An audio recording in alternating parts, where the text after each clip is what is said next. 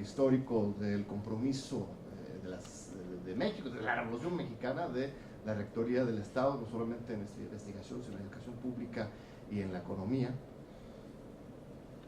Hoy, CONACYT, por medio del programa del PEI, hace grandes donaciones de millones de pesos a grandes empresas transnacionales. Kimberly-Clark, Ford, General Motors, Volkswagen, supuestamente para estimular su propia innovación en la materia. Realmente esto está ocurriendo. Por supuesto que hay que fomentar la innovación en las pequeñas empresas, por supuesto, pero también ahí hay que ver exactamente lo que se diferencia. Hay un dato muy interesante. El PEI otorgó apoyo, no sé en qué año fue, hace un par de años, a una empresa, esta sí era una empresa mediana, entiendo, para el diseño y desarrollo de tecnología de procesos y nuevos productos a base de nuevas formulaciones de la línea de pizzas refrigeradas. Esto es un área estratégica del desarrollo nacional. A General Motors o Ford, quizás me equivoco del nombre, se les financió una investigación especializada para una nueva pintura, color, supongo para el mercado mexicano, quizás no, y quizás era para el mercado sudafricano, no sabemos.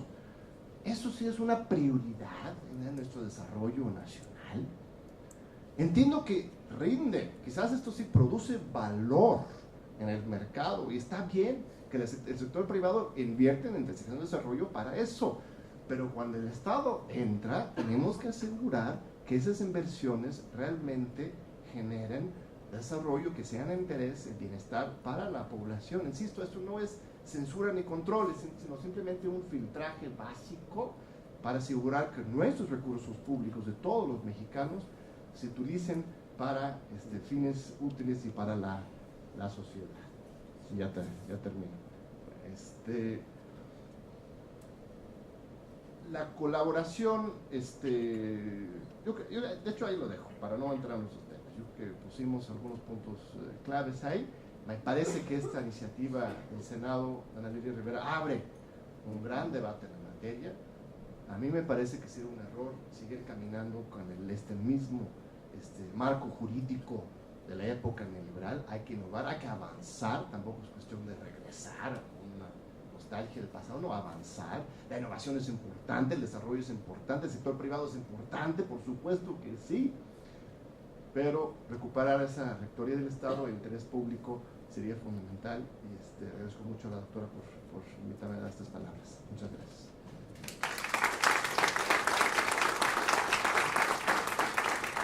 Agradecemos las palabras del doctor John Ackerman y cedemos el uso de la palabra al doctor Jaime Cárdenas Gracia, por favor.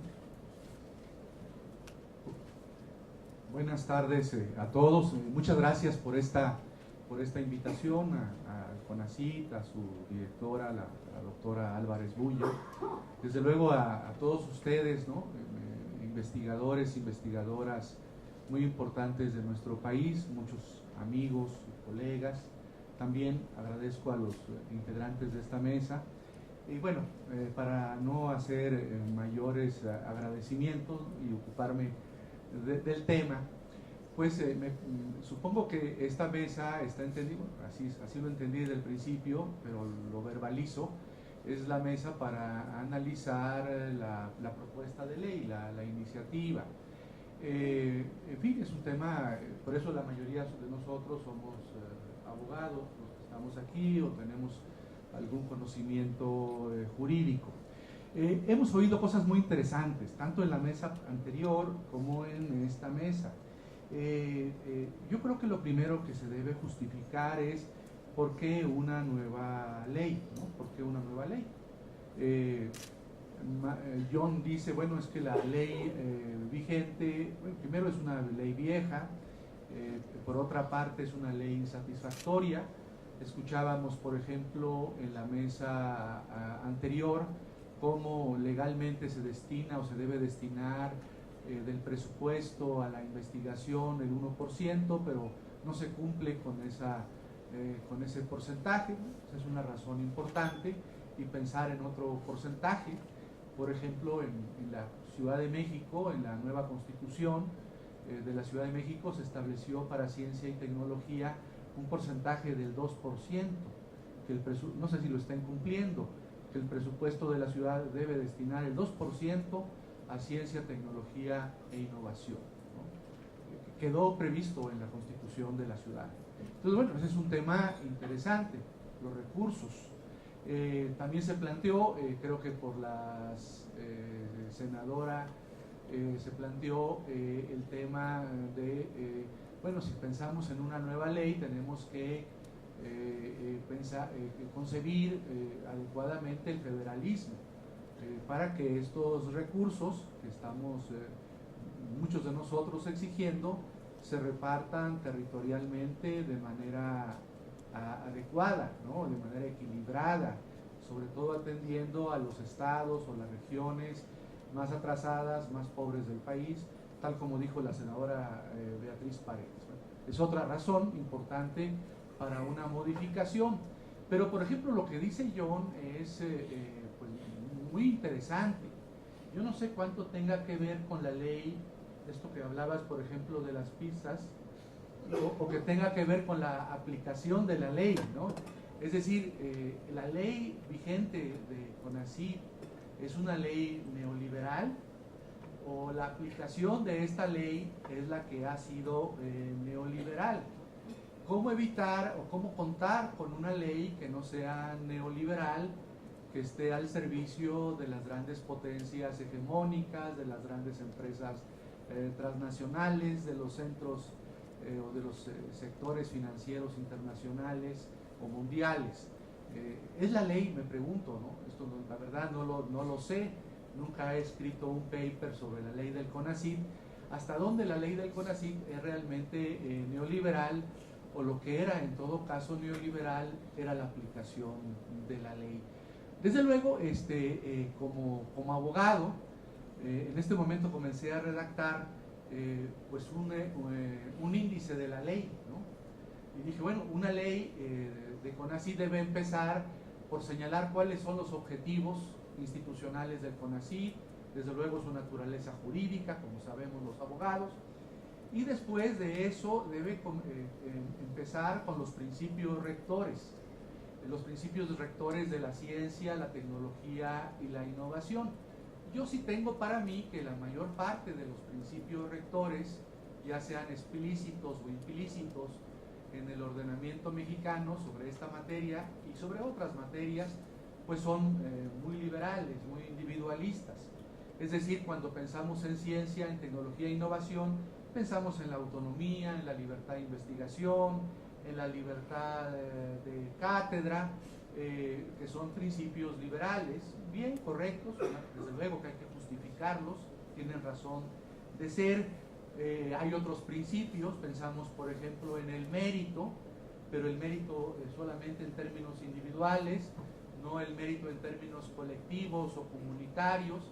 Tal vez a estos principios clásicos de la ciencia, de la investigación, de la innovación, que son de corte liberal, debamos incorporar, si se va a aprobar una nueva ley, claro, en un parlamento abierto, principios, por ejemplo, que tengan que ver con la comunidad, con la solidaridad, con la fraternidad, con la crítica, es decir, con otro tipo de principios, por ejemplo, el principio de soberanía popular en relación con la ciencia, la tecnología y la innovación. Es posible hacer ciencia social, ciencia desde abajo, no desde arriba, es posible.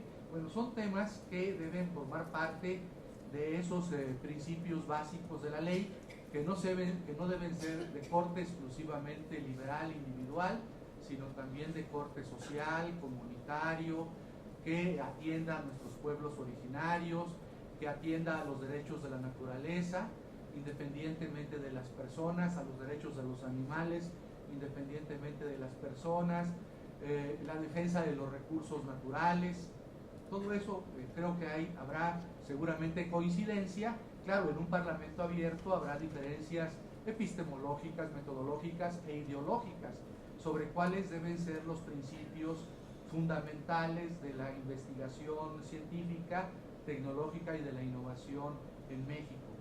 Otra cosa en lo que podemos, los que estamos en esta mentalidad, bueno, yo me voy a confesar, ya todo el mundo me conoce, yo soy simpatizante de la Cuarta Transformación, pero entiendo que hay personas que no son simpatizantes de la Cuarta Transformación y que les preocupa mucho que al incorporar estos principios sociales de fraternidad, de ciencia no meritocrática, de ciencia sin privilegios, les preocupa que esto sea una decisión, como decía John, o como ha dicho la directora de CONACYT en algunas entrevistas que he leído, que sea una concepción o que vaya a prohijar una estructura, una organización y unos procedimientos centralistas autoritarios. Entonces yo creo que la forma jurídica de contestar a esa objeción, que puede ser una objeción fundada, porque sí, la ley de ciencia y tecnología no podemos elaborarla solamente los que simpatizamos con la Cuarta Transformación, debe ser una ley para todos. Entonces la forma de responder a esa objeción centralista, impositiva, se señala como crítica, es pensar en órganos de dirección, tú lo aludías, John, hace un momento, pues más horizontales, más transparentes. Por ejemplo, que sí, yo en esto coincido, la rectoría del Estado sigue siendo un principio constitucional, está en el artículo 25 de nuestra Constitución, no es un invento. La Constitución sigue diciendo que el Estado tiene la rectoría económica y la rectoría en las principales funciones y tareas del Estado, como es la ciencia y la educación.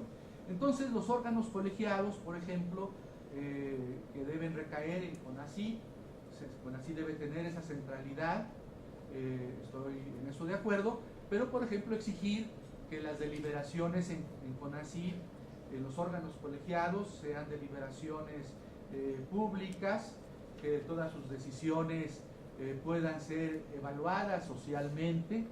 Y yo como abogado me atrevo a decir algo más, no solamente evaluadas socialmente por distintos tipos de foros o comunidades científicas, académicas o sociales o empresariales, sino también, por ejemplo, pensar, para no preocupar tanto a los que están en contra de esta concepción, en la impugnación de las decisiones de los órganos fundamentales de CONACYT, de los órganos de dirección, una suerte de acción popular para que los ciudadanos, aunque no sean académicos, aunque no sean científicos, puedan impugnar las decisiones de los órganos colegiados de CONACYT y desde luego pensar en una estructura, en una organización interna de CONACYT mucho más transparente, con mayor democracia interna.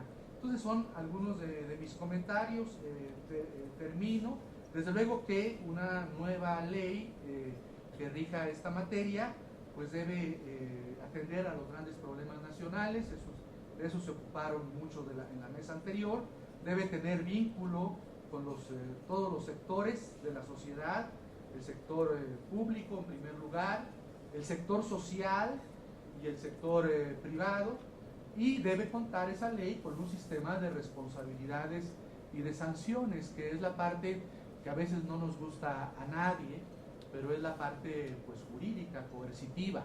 Una ley que no tiene sistema de responsabilidades y que no tiene elementos coactivos para el cumplimiento de los principios de la organización del procedimiento, pues es una ley, como nos enseñaron en el primer semestre de la carrera, una norma jurídica imperfecta, ¿no? Entonces tiene que ser una ley que no sea imperfecta, que sea perfecta, y debe tener un esquema o un capitulado muy robusto de responsabilidades y sanciones.